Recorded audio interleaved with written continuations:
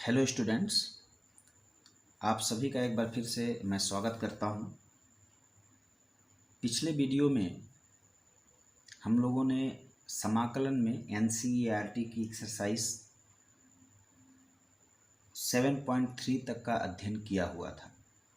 ठीक है, आज हम एक्चुअली जो एक्सरसाइज है 7.4 बताना तो उसको चाहता था, लेकिन मुझे लगा कि पहले आपको कुछ बेसिक कॉन्सेप्ट दे दिए जाएं ताकि जो आपका कॉन्सेप्ट है वो क्लियर रहे और आप उसे आसानी से समझ सकें। तो इसलिए मैं आज सोच रहा हूँ कि सबसे पहले जो उसके इम्पोर्टेंट टॉपिक्स हैं, इम्पोर्टेंट कुछ फार्मूले हैं, कुछ स्पेशल इंटीग्रेशन है, उनका मैं आपको यूज बता दूँ। ठीक है ना। दो पार्ट में मैं इसका पूरा आपको वीडियो बना करके भेजूँगा और आप इस वीडियो को देखने के बाद मैं पक्का यकीन और विश्वास के साथ कह सकता हूँ कि आप एक्सरसाइज 7.4 ईजिली कैलकुलेट कर लोगे। 7.4 एक्चुअली कोई दो तीन नियम नहीं है उसमें, ऐसे समझिए कि हर क्वेश्चन का एक अलग नियम है। ठीक है ना। तो एक लंबा प्रोसेस है इंडिफिनिट इंटीग्रल का, उसको मैं आपको बता रहा हूँ, तो ध्यान से उसको समझने का प्रयास करिएगा। ठीक है। और अगर आपको यह वीडियो अच्छा लगे, पसंद आए, तो आशा है कि आप इस वीडियो को लाइक और सब्सक्राइब ज़रूर करेंगे। लाइक और सब्सक्राइब करना आप ना भूलें। जो स्टूडेंट सब्सक्राइब कर चुके हैं उनके लिए कोई बात नहीं, लेकिन जो नए स्टूडेंट्स हैं अगर उनके पास तक वीडियो पहुंचता है तो आशा है कि वो सब्सक्राइब जरूर करेंगे। ठीक है ना। आइए हम शुरू करते हैं। आज हम बेटा जो स्टडी करने वाले हैं वो कुछ स्पेशल इंटीग्रल के बारे में स्टडी करेंगे, यानी सम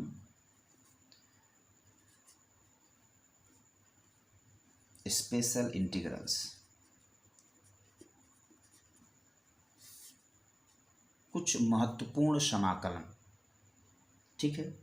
इनमें से क्या क्या आपको अध्ययन करना है, देखिए किस किस टाइप के आपको फंक्शन मिलेंगे। Integration of dx by x square minus a square. ठीक है। दूसरा आपको अध्ययन करने को है dx upon a square minus x square. तीसरा आपको अध्ययन करना है dx upon a square plus x square. हालांकि इसका फार्मूला आप ऑलरेडी पढ़ चुके हो। एक और आपको स्पेशल इंटीग्रल मिलेगा dx upon under root x square minus a square. ठीक। एक और मिलेगा आपको dx upon under root a square minus x square. और एक और आपके पास मिलेगा dx upon under root a square plus x square या x square plus a square. कितने फॉर्मूले मिल रहे हैं आपके पास? 6। 1 2 3 4 5 6। तीन और हैं स्पेशल इंटीग्रल्स, वो हम लोग बाई पार्ट्स में स्टडी करेंगे। तो इस प्रकार से कुल 9 फार्मूले आपके पास बनते हैं। ठीक है ना। ध्यान से समझिएगा कितने फार्मूले बनते हैं। 9 फार्मूले बनते हैं। 6 अभी पढ़ा दे रहा हूँ, 6 और 3 इंटीग्रल जब हम लोग स्टडी करेंगे इंटीग्रेशन बाई पार्ट्स, वहाँ पे स्टडी करेंगे। ठीक है ना। ये तीनों आप फार्मूले मत समझिएगा, ये तीनों क्वेश्चंस हैं। बोर्ड एग्जामिनेशन में इन्हीं की वैल्यू कैलकुलेट करने के लिए दे सकता है खुद भी, तो आप इनका डेरिवेशन भी करें और इनको एज ए फार्मूला भी आप लर्न कर लेंगे। ठीक है ना। लर्न क्या करना है, आप समझ लें, अभ्यास कर लें 4-6 बार। अगर आप किसी क्वेश्चंस में इसका यूज़ कर लेंगे तो निश्चित रूप से आपको फ़ायदा होने वाला है। और यह मान कर चलें कि इस पे बेस्ड जो भी क्वेश्चंस होंगे उनका सोल्यूशन आप आसानी से कर पाएंगे। क्या करेंगे आप देखें। पहले क्वेश्चन फंक्शन का कैसे इंटीग्रल कैलकुलेट करोगे आप देखिए। एक्चुअली जो पहला क्वेश्चन है, जो पहला आपका फंक्शन है, इसको हम लोग पार्शियल फ्रैक्शन मेथड से भी सॉल्व कर सकते हैं। हालांकि वो मेथड अभी आपको मैंने बताया नहीं है, और हो सकता है कि 11th में अगर मैं आप लोगों ने पढ़ा हो। हालांकि मैंने तो पता है, मैं जिन क्लासेस में जो क्लासेस लिया हुआ हूँ उसमें मैंने कुछ ना कुछ हिंट ज़रूर दिया हुआ है। लेकिन हम उन सभी बातों को छोड़ कर के आगे बढ़ते हैं। क्या हमको करना है आप देखें। Let I is equal to integration of dx upon x square minus a square. ठीक है जी। आप इसे क्या लिख सकते हैं, x square minus a square को लिख सकते हैं x minus a into x plus a. अगर आपको पार्शियल फ्रैक्शन अभी नहीं पता है तो कोई बात नहीं, इसको मैं डायरेक्टली सॉल्व कर दे रहा हूँ अभी, बाद में आप समझिएगा उसको तो अपना यूज कर लीजिएगा, ठीक है। देखो बेटा यहाँ x माइनस ए है, x प्लस ए है।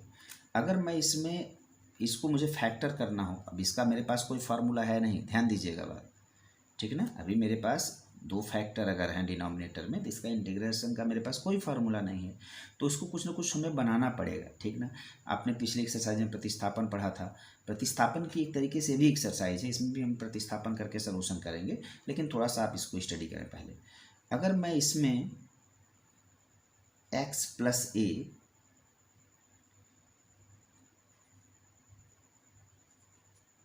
ऐसे कर दूँ, ध्यान से समझिएगा, हमने क्या किया है, x ऐड किया है तो x को सब्ट्रैक्ट किया है, a ऐड किया है तो यहाँ भी a ऐड किया है। जब आप ओपन करेंगे तो a ऐड होगा 2a हो जाएगा, यानी हमने 2a से डिवाइड किया है, 2a से मल्टीप्लाई किया है और फिर हमने x ऐड कर दिया, x सब्ट्रैक्ट कर दिया। हम एक स्टेप यहाँ पे और लिख देते हैं, आपको अच्छे से समझ में आ जाएगा। हमने क्या किया, 2a से मल्टीप्लाई किया, 2a से डिवाइड किया और 2a को फिर हम क्या लिख लेंगे, a प्लस ए लिख लेंगे और उसमें x ऐड किया, x सब्ट्रैक्ट किया। हालांकि अगर आंशिक भिन्न आप पढ़े होते तो इस प्रकार की प्रॉब्लम नहीं आती, लेकिन हमें मान कर चलते हैं कि आपने नहीं पढ़ा है तो बिना आंशिक भिन्न से भी हम इसको सलूशन कर देते हैं। काम हम वही कर रहे हैं, हम क्या कर रहे हैं, तोड़ रहे हैं, फ्रैक्शन को क्या कर रहे हैं, तोड़ रहे हैं। थोड़ा सा पेज ऊपर करता हूँ तो क्या मिला आपको, 1/2a। देखिए स्टूडेंट्स, आप इसे अगर अलग अलग कर लें, अब दिस डिवाइडेड बाई दिस, तो x प्लस ए से x प्लस ए कैंसिल होगा, क्या बचेगा, 1/x माइनस ए, और ये बचेगा आपका minus 1/x plus a d x whole integration. तो 1/2a, जब आप इसका अलग अलग अब इंटीग्रेशन करने जाओगे तो इंटीग्रेशन ऑफ 1/x माइनस ए का मतलब x समझो दिमाग में, ठीक ना, क्योंकि x माइनस ए को t मानोगे, डी एक्स बराबर डी टी ही आना है।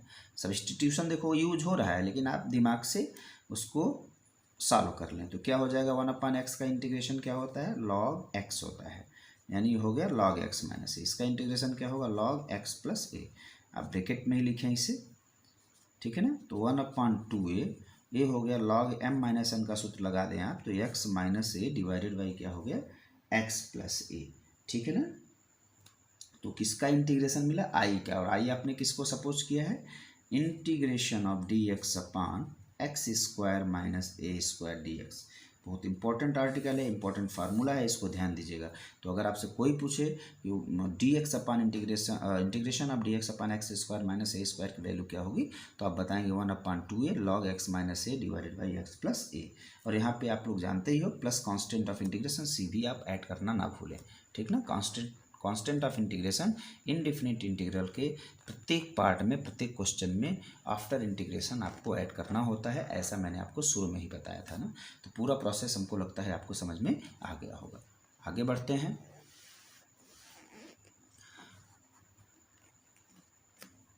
हम एक क्वेश्चन देखो, D x upon a square minus x square का आपका सेम करना है, क्या निकल करके सामने आएगा आप लिख लीजिएगा। इसी प्रकार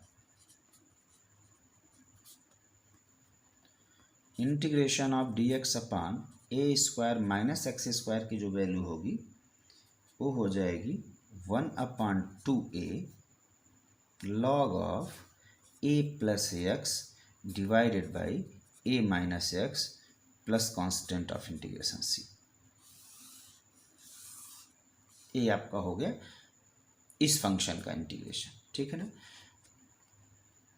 और d x upon a square plus x square का इंटीग्रेशन आपने ऑलरेडी किया हुआ है, सॉरी, क्या होता है 1/a tan inverse x by a plus constant of integration c. तो ये मुझे आपको बताना नहीं है, और इस वाले का इंटीग्रेशन आपको जैसे मैंने इसका बताया उसी प्रकार से करना है, ठीक है ना।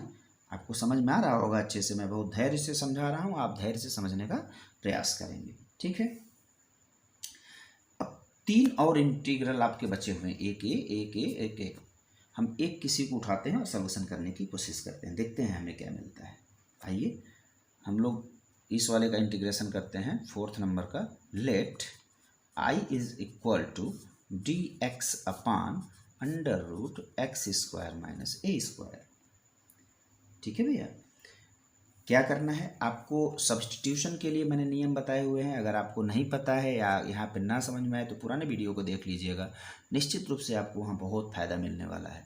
X square minus a square है, क्लियरली एक्स का जो सब्स्टिट्यूशन होगा, अगर ट्रिग्नोमेट्रिकल फॉर्म से हम करने का प्रयास करें तो क्या हम पुट करेंगे, x is equal to a sec theta. आपको याद होगा मुझे लगता है, ये बहुत इंपॉर्टेंट है, इसको ध्यान दीजिएगा। इसमें x is equal to a sec theta put करेंगे, इसमें x is equal to a sine theta put कर देना इस वाले में, अभी मैं इसको बताऊंगा ना, इसको ध्यान देना। और इसमें एक्स इज इक्वल टू आप ए टैन थीटा पुट कर देना, ठीक है ना। तो दो मैं बता दे रहा हूँ, बाकी आप दो अपने से करिएगा। तो x is equal to a sec theta क्या करिएगा, आप सब्स्टिट्यूट करिएगा इसमें, ठीक है। तो जैसे ही आप सब्स्टिट्यूट करते हो तो d x is equal to हो जाएगा ए, द डिफ्रेंसिएशन ऑफ, आप क्या करते हो, डिफ्रेंसिएशन करते हो, सेक थीटा का डिफ्रेंसिएशन क्या हो जाएगा, sec theta tan theta d theta, ठीक है ना।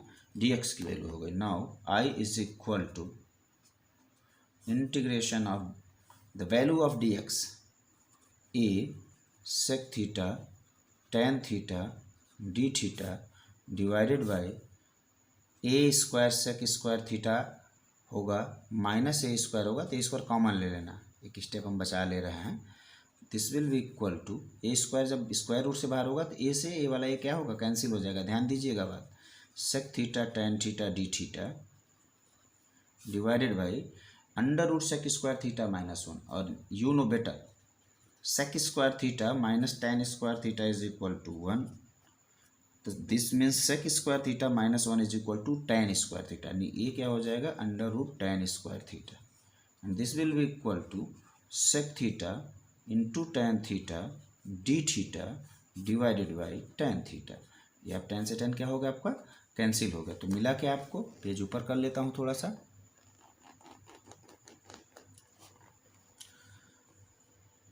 तो integration of sec theta d theta, और आप अच्छी तरीके से जानते हो कि सेक थीटा का इंटीग्रेशन क्या होता है, सेक थीटा का इंटीग्रेशन होता है log of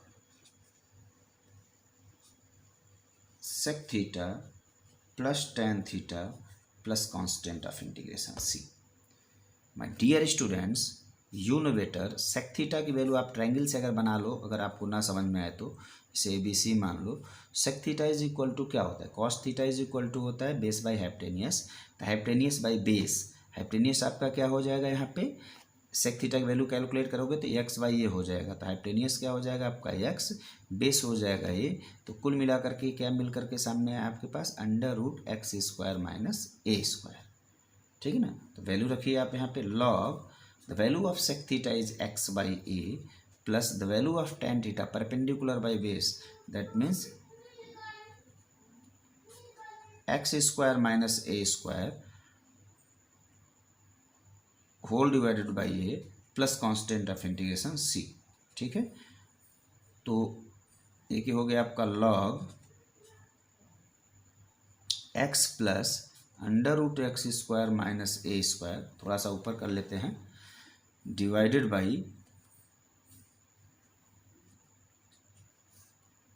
a plus constant of integration c, ठीक है। तो होता क्या है आप उसको समझें, लॉग इसको हम ऐसे भी लिख सकते हैं, आप ये भी सही है आपका, x square minus a square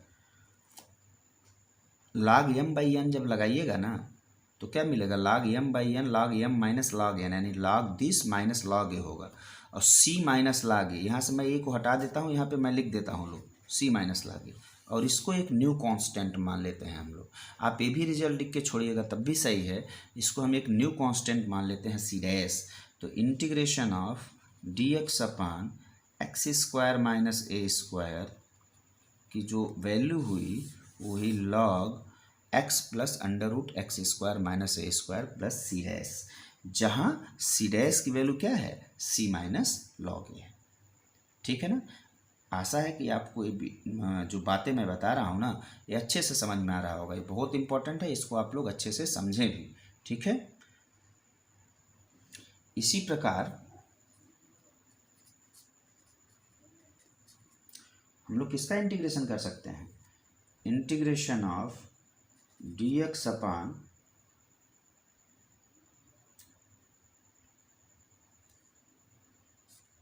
under root a square plus x square की जो वैल्यू होगी, यहाँ पे आप एक्स बराबर tan थीटा रखिएगा, मैं पहले ही बोल चुका हूँ, इसका मान होता है log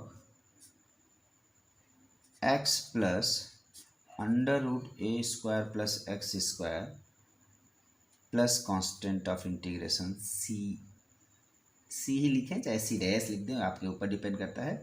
यहाँ पे भी वैल्यू सी डैश की होगी, c dash is equal to c minus log a ही होगा, ठीक है ना, इसको ध्यान दीजिएगा। और एक और आपका बच रहा है ना, d x upon under root a square minus x square, इसको तो आपने पढ़ा ही है, इसमें तो कोई प्रॉब्लम ही नहीं होनी है। एक्स बराबर साइन थीटा रखिएगा, वैल्यू क्या मिलेगी आपको, sine inverse x by a plus constant of integration c. तो आपके 6 स्पेशल इंटीग्रेशन हो गए। मैंने 2 का डेरिवेशन बता दिया, 2 का पूर्व में मैंने बताया हुआ है, 2 डेरिवेशन आपको अपने से करना है, ठीक है ना, 2 डेरिवेशन आपको अपने से करना है, इस बात को ध्यान दीजिए क्योंकि 2 डेरिवेशन आपको अपने से करके रखना है, ठीक है। चलिए हम कुछ और भी बातें लेते हैं और आगे बढ़ते हैं।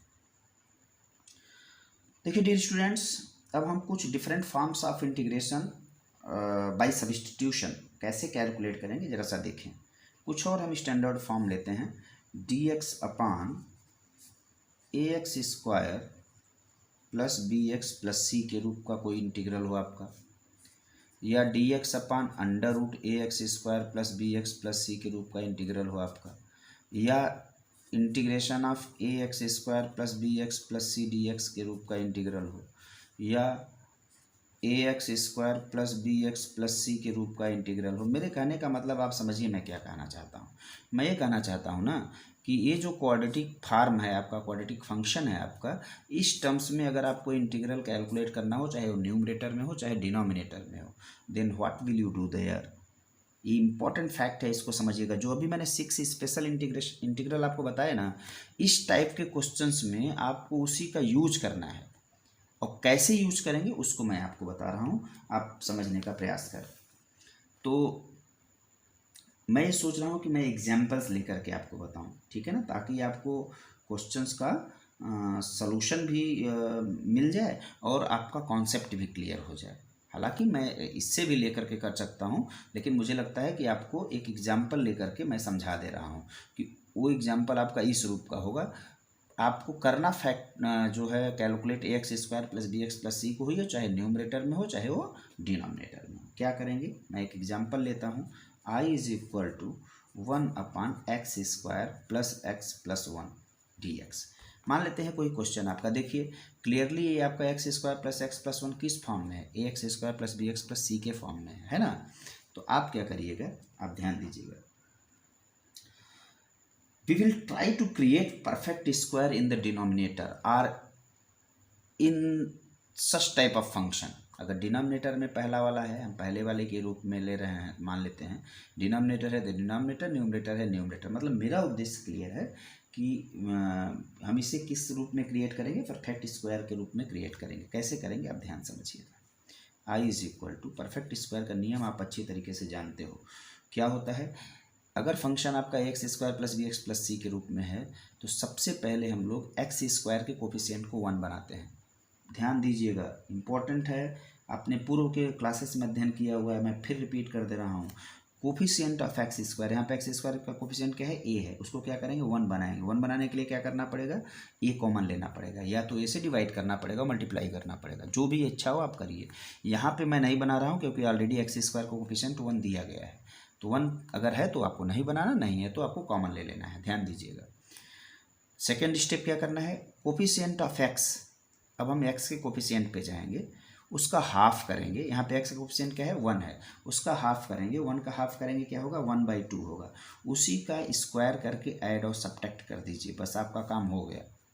हाफ का स्क्वायर करिए, हाफ का स्क्वायर करके ऐड करिए, हाफ का स्क्वायर करके सब्ट्रैक्ट करिए।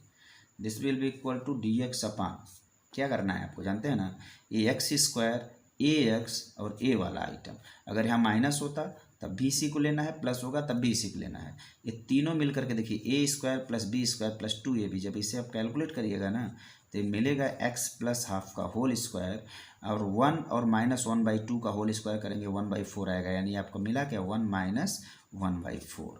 ठीक है, तो मिला क्या यहाँ पे, this will be equal to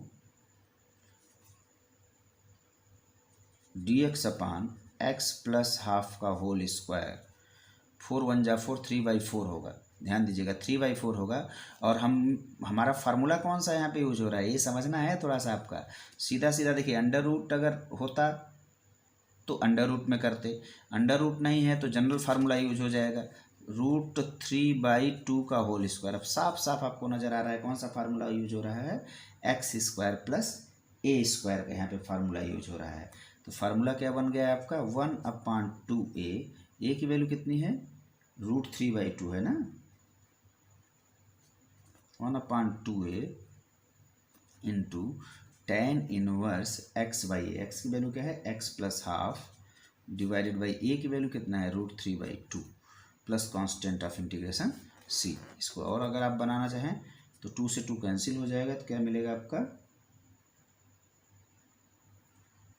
1/a होता है, सॉरी यहाँ पे, तो a हो गया 2/√3 tan इनवर्स, ये हो जाएगा 2x plus 1/√3 plus constant of integration c। ये आपका इंटीग्रेशन किसका हो गया, dx अपान x² प्लस x प्लस 1। देखिए मैं एक ही क्वेश्चन बता रहा हूँ, इसी में आपको समझाने का प्रयास कर रहा हूँ।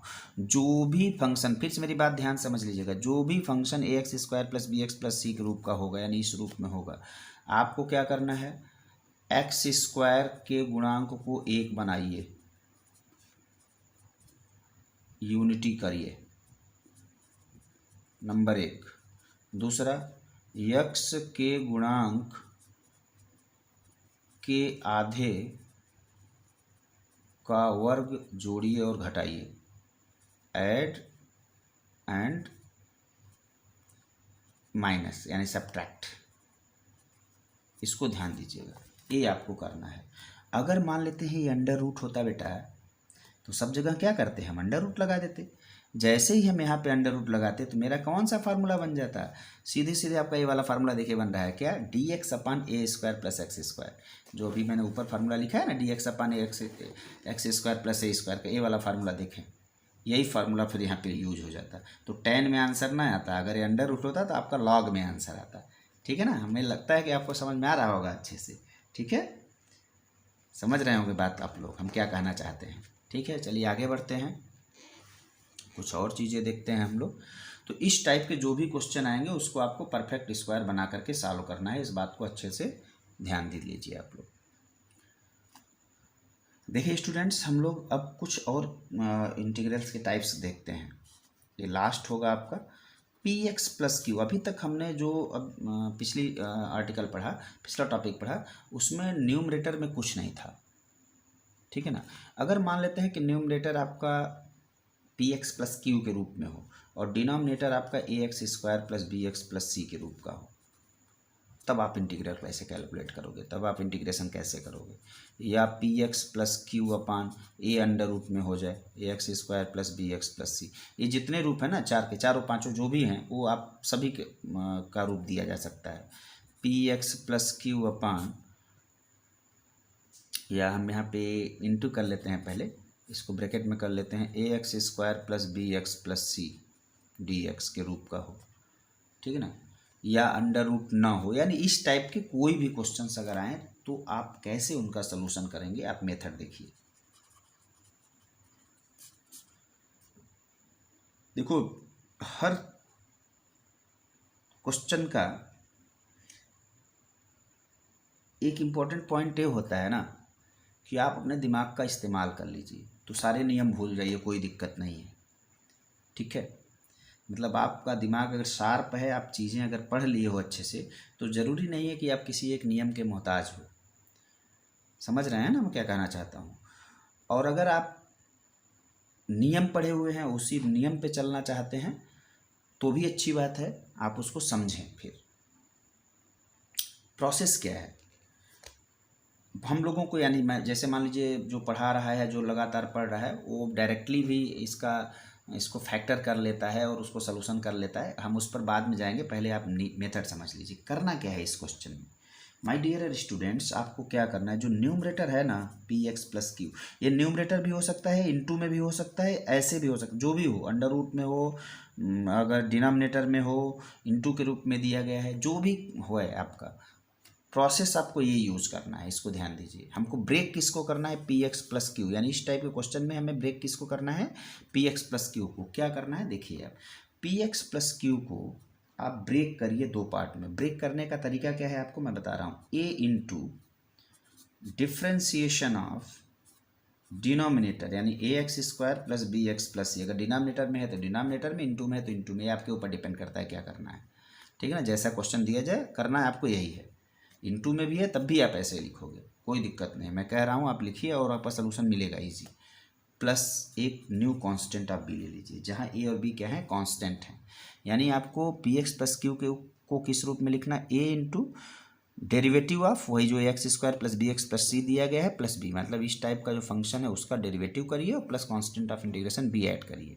डेरिवेटिव करने का एक प्रोसेस इसलिए होता है कि जब आप डेरिवेटिव कर लोगे तो आपको इसका कोफिशिएंट, जैसे देखो इसका डेरिवेटिव करोगे तो 2x आ रहा है, 2ax प्लस बी के रूप में।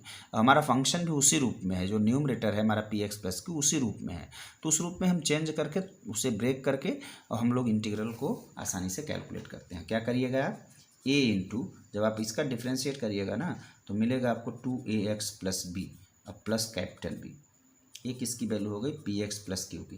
ये भी आंशिक भिन्न का एक रूप ही है, समझें आप इसे अगर, तो जैसे हम वहाँ कैलकुलेट करते थे, इसे आप एक नंबर मान लीजिए। करना क्या है आपको, ए और बी आपने कांस्टेंट अपने से माना है, इसकी वैल्यू आप कैलकुलेट करेंगे। तो कैलकुलेट करने के लिए क्या करिएगा, 2a capital a x plus a small b plus capital b is equal to p x plus q. ये दो साइड इक्वल कब होंगे, जब एक्स के कोफिशिएंट आपस में क्या हो, इक्वल हो, कांस्टेंट टर्म इक्वल हो। तो यहाँ पे एक्स का कोफिशिएंट क्या है, 2a कैपिटल। स्टूडेंट्स मैंने पेज चेंज कर लिया है, यहाँ पे पी एक्स प्लस क्यू को हमने क्या लिखा, 2ax into a plus a b plus b. अब आप कोफिशिएंट को जब कंपेयर करेंगे तो एक्स का कोफिशिएंट यहाँ पे 2a कैपिटल ए है, कोफिशिएंट दोनों पक्षों से आप कंपेयर कर लीजिए। एक्स कोफिशिएंट यहाँ पे 2a है, यहाँ पे p है, तो कैपिटल ए की वैल्यू हो गई आपकी p/2a। और यहाँ से जब ए बी प्लस बी की वैल्यू कैलकुलेट करोगे तो होगा q, तो b की वैल्यू हो जाएगा q माइनस ए बी। ध्यान दीजिएगा इसको, तो q माइनस ए की वैल्यू क्या है आपका p/2a, p/2a इंटू बी। अर्थात हमने पी एक्स प्लस क्यू को क्या लिखा, पी एक्स प्लस क्यू को लिख सकता हूँ, जो आपने इक्वेशन 1 माना था, आप देखिए पी एक्स प्लस क्यू को मैं लिख सकता हूँ ए की वैल्यू है p/2a into 2ax plus b plus capital b की वैल्यू क्या आई है मेरी, q माइनस pb/2a। मैं जो कहना चाहता हूँ आप समझ गए होंगे, यानी हमें ब्रेक किसको करना है, पी एक्स प्लस क्यू को। या आप इसको जब ओपन करेंगे ना तो इसकी value p x plus q ही आएगी, लेकिन हमको फ़ायदा क्या हो गया, ध्यान दीजिए, किसका डेरिवेटिव है, a x square plus b x plus c का। तो जैसे ही हम ए एक्स इसके स्थान पे रखेंगे, तो चाहे न्यूमरेटर हो चाहे डिनोमिनेटर में हो, तो एक पार्ट का डिफ्रेंसिएशन आपको पता होगा, दूसरे पार्ट में ऑलरेडी क्या है, कांस्टेंट है, उसकी वैल्यू हमें पता है। तो हम जो स्पेशल इंटीग्रल बताए हैं आपको, उसकी सहायता से हमारे जो क्वेश्चंस हो जाएंगे a x square plus b x plus c के फॉर्म में हो जाएंगे, उसको हम सॉल्व कर सकते हैं। इसको आप देखिए ओपन करिएगा, 2a से 2 का कैंसिल होगा तो क्या बचेगा, पी ए एक्स बच रहा है ना, क्या बचेगा, पी एक्स बचेगा, और क्या बचेगा, ए कैपिटल बी। ध्यान समझिएगा मेरी बात को, हम क्या बताएं, pb/2a बचेगा। तो pb/2a से pb/2a क्या होगा, कट जाएगा, तो क्या बचेगा, q बचेगा, यानी इसको सिंप्लीफाई करोगे तो px प्लस क्यू ही आएगा। अब एक एग्जांपल मैं लेकर के समझा देता हूँ, और आज यहीं पे मैं अपने वीडियो को समाप्त करूँगा, ठीक है ना। फिर आप लोग उसको अभ्यास करिएगा, और फिर जो प्रॉब्लम्स होंगी उसको हम लोग देखेंगे, ठीक है। चलिए एक एग्जाम्पल लेते हैं। सपोज करिए आपके पास इंटीग्रल कैलकुलेट करना है 2x plus 3 divided by x square plus 2x plus 2dx। एकदम क्लियर है कि आपका जो फंक्शन है p x plus q upon a x square plus b x plus c के रूप में दिया गया है। क्या करिएगा ना, सोल्यूशन में आप क्या करिएगा, let 2x + 3 is equal to a into differentiation of x² + 2x + 2 plus b। ठीक है, इसको जब डिफ्रेंशिएट करिएगा तो मिलेगा आपको 2x + 2 प्लस b, ये हो गया आपका 2x + 3 की वैल्यू। अब देखिए जो मैं बात आपको कह रहा था अभी पिछला मेथड समझाते समय कि हम चाहते तो आराम से इसको 3 को ना 2x + 2 + 1 लिख सकते थे, तो यहाँ पे डायरेक्ट भी हम कर सकते हैं। लेकिन अब डायरेक्ट अगर आपका दिमाग मान लीजिए एग्जामिनेशन में ना काम करे तो मेथड्स आपको पता होना चाहिए, उससे आप सिंपली सॉल्व कर सकते हैं उस क्वेश्चन को। यानी इसकी वैल्यू ये होगी, जब आप कंपेयर करिएगा इसका तो क्या मिलेगा, 2AX + 2A + B, 2x + 3। क्या करिएगा, जो नियम है कि दोनों पक्षों से x कोएफिशिएंट और कांस्टेंट टर्म को हम कंपेयर करते हैं। तो 2A की वैल्यू 2 है तो a की वैल्यू 1 होगी, एंड 2a + b की वैल्यू 3 है तो कैपिटल B की वैल्यू हो जाएगी 3 - 2 × a की वैल्यू 2 है तो इसकी वैल्यू ही 1। अर्थात ऊपर कर देता हूँ ताकि आपको दिख जाए, अर्थात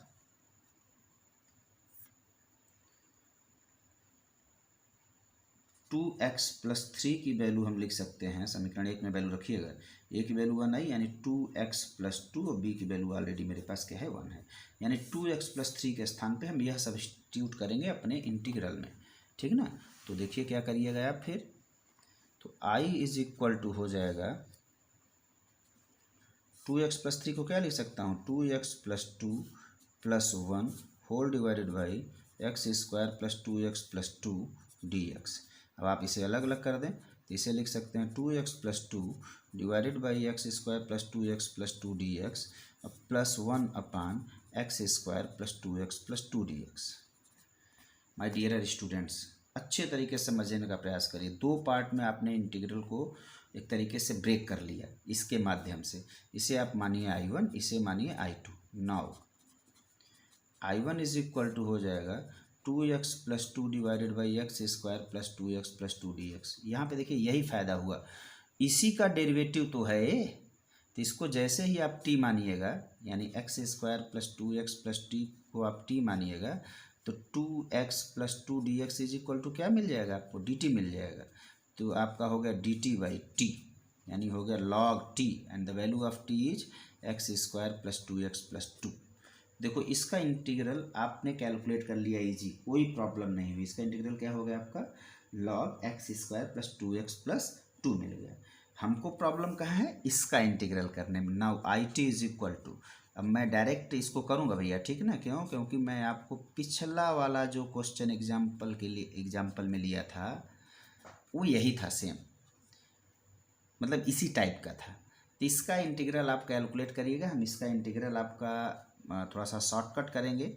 आप इसका x² को कोफिशिएंट 1 है, x कोफिशिएंट 2 है, 2 का हाफ करेंगे 1 आएगा, 1 ऐड करिए, 1 सब्ट्रैक्ट करिए, तो x² + 2x + 1 + 2 - 1, तो ये आपका क्या हो जाएगा, थोड़ा सा ऊपर कर लेता हूँ और, तो dx अपान x + 1 का होल स्क्वायर, 2 में से 1 गया 1 हो गया, +1 का स्क्वायर।